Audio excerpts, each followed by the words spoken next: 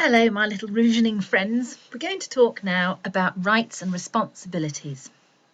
And the first thing we're going to think about is how do Christians make moral decisions?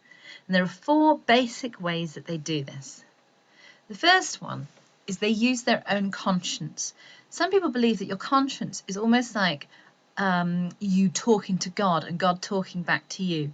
But either way, it's very private, it's connected to prayer, and it's not something that you read somewhere or that somebody else says to you. It's a matter for your own personal decision. So the first thing they do is they think about something on their own. Like, what does their conscience tell them? They also use the Bible. In the Bible, there are lots and lots of different teachings, and these teachings often have to be applied to different situations. So there might not be a specific teaching on abortion or on drug use, but what they would do is they would look at different teachings and see what that might have to do with the issue that they're facing. The third thing they do is either speak to a vicar or read what the church teaches about particular issues. So, for example, there is you can go and speak to your vicar and say, do you think I should get a divorce? Or you can read on a church website about what their teaching is. The final thing they do is use situation ethics. Situation ethics is where they think of what the most loving thing to do in that situation might be. So, for example, if there is a teaching that says divorce is wrong and you shouldn't get divorced, but there's a husband and wife and there's terrible violence in the marriage, the Christian might say, well, I can see the church teaching says divorce is wrong, but people are really suffering here, there's terrible violence, therefore I'm going to recommend a divorce. And that's using situation ethics. So they're breaking a rule, no divorce, in order to do the most loving thing. And that's how Christians make moral decisions. The electoral system is the way that voting is organised. So when we get a new Prime Minister, we all vote, and we all vote for different parties. And it's the way that that's organised. So one person gets one vote. And you need to think about why people should vote. Well, firstly, we should vote because we pay taxes. We pay a reasonable amount of taxes and they go towards some very good things. And some people might say that some of the things we pay for shouldn't be paid for with tax money. And those people should vote and then talk to their member of parliament and say, can you change the tax law, please? So if you pay taxes, you really should vote so that you have a say in what your money is spent on. Second reason is you want to vote so that extreme parties don't get in. Now, it's up to you to decide what an extreme party is. But here I've given you the opportunity to see Elvis as being an extreme party. This man is running for the Monster Raving Loony Party. You can have him as Prime Minister if you want to. I have nothing more to say to that, though, if you do. The next reason why people vote is because if you vote, you get a say in how big institutions are run, such as schools, the NHS, and defence. That's the Army, the Navy, and the Air Force. These things have an impact on our lives. The NHS has an impact on all our lives. Schools particularly have an impact on your life right now. So we should have a say in how they're run and what happens there. And finally, if you've ever sat and listened to someone complaining about something and then ask them if they vote, well, if they don't vote, do you know what? They have no right to complain. So I've given there the example of speed cameras. And some people get very, very angry about speed cameras and say that they're unsafe and that they're unfair. And that's okay. If these people vote, then they can write to their member of parliament and say that to them and see if they can change the law. But if they don't vote, they don't have any right to complain. Now please consider, what human rights do you know? You should know at least 3. So for example, everyone has the right to life. Everyone has the right to freedom of religion. Everyone has the right to an education. There's 3. There's lots and lots of others. You can see a little word map about them here. Why should Christians support human rights? Firstly, because God made us in his image according to Christians. So if everybody in the world is made in the image of God, then I have to respect their rights as equal to my own, because I'm essentially their brother or I'm their sister. You might be their brother. but we're all equal. Christians should support human rights because Jesus taught to love your neighbour. And if you love your neighbour, you want your neighbour to be treated fairly. Treated fairly means to have the human rights they need. Christians also believe in the golden rule, which is treat others as you would be treated.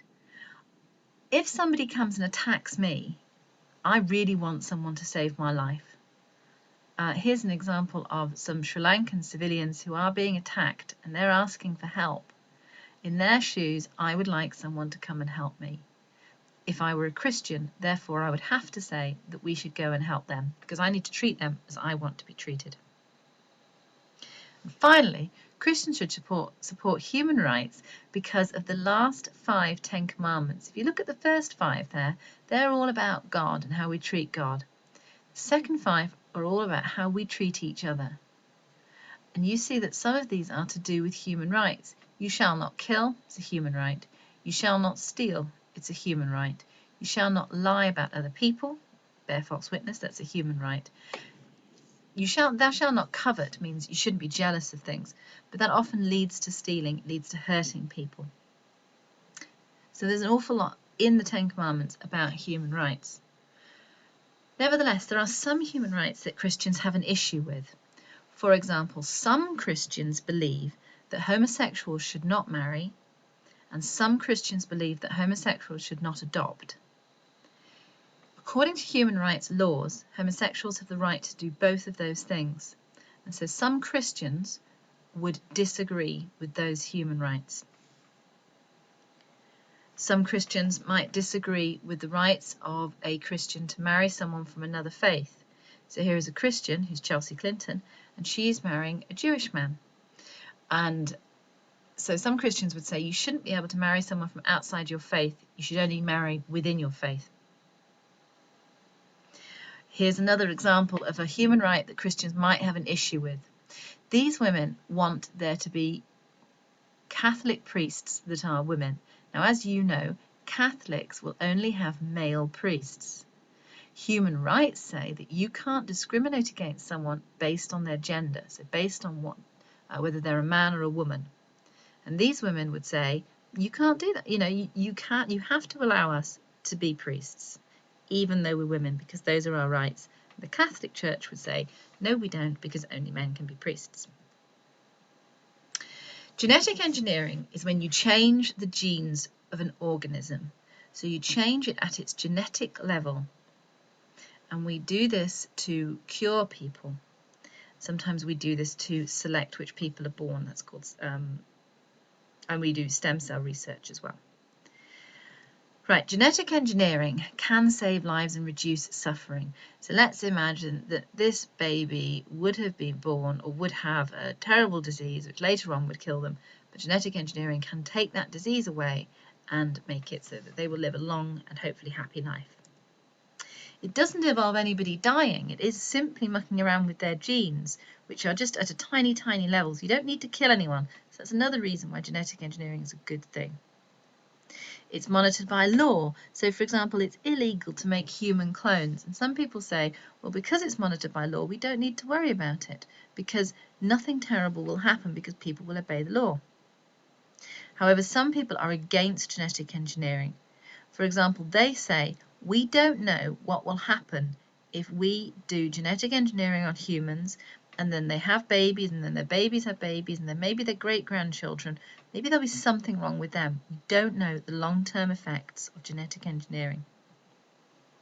Also, there's a concern that we're going to try and make everybody a bit perfect. That we're going to try and create like this race of people who don't get ill, who don't have these oddities that make up the human race. And so some people get very nervous about that because they say that to be human, we have to have imperfections as well as healthy people. Some people object to genetic engineering because they say it makes scientists too powerful, because it's not just that you're giving someone some medicine and getting rid of a disease. You are changing what their genes are. So you're changing sort of the very makeup of that person. So people say that makes scientists too powerful. Christians, you can imagine, are divided on this. They say, look, it's a good idea to have genetic engineering because Jesus healed the sick, therefore we should do the same thing. They also think that, if you love your neighbour, you're going to try and cure your neighbour. There's huge improvements being made in the treatment of AIDS and hopefully working towards a cure for the treatment of AIDS, or a cure for AIDS. That is an example of loving your neighbour. It's taking care of other people. It's also an example of the golden rule: treat others as you would be treated. If I had AIDS, I would really want someone to work towards a cure for me. So if I were a Christian, I would say absolutely, use genetic engineering, find that cure. But some Christians disagree with genetic engineering and stem cell research because they say God has no favourites. So you can't say to one, so that you can't pick an egg and say, right, we're not having that egg being born because that person would be born and have a disease. They're saying you can't pick people and choose people. Everybody is equal in front of God. And in fact, it's God that decides who lives and who dies. It's not up to other people to make that decision. Christians also think, and particularly Catholics, say that anything that destroys an embryo is murder.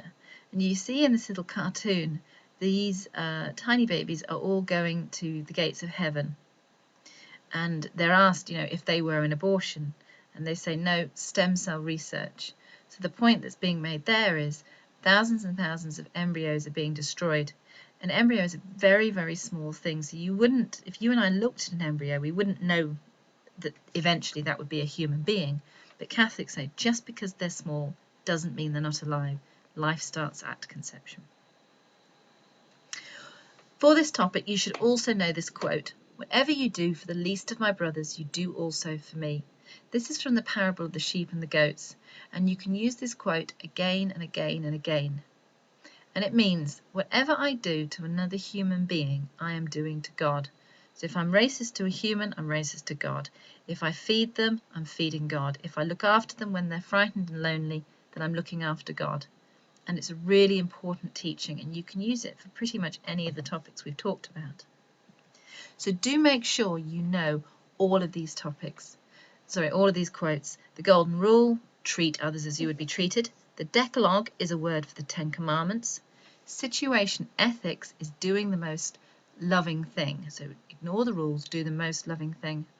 And the quote at the end of the sheep and the goats parable is, "Whatever you do for the least of my brothers, you do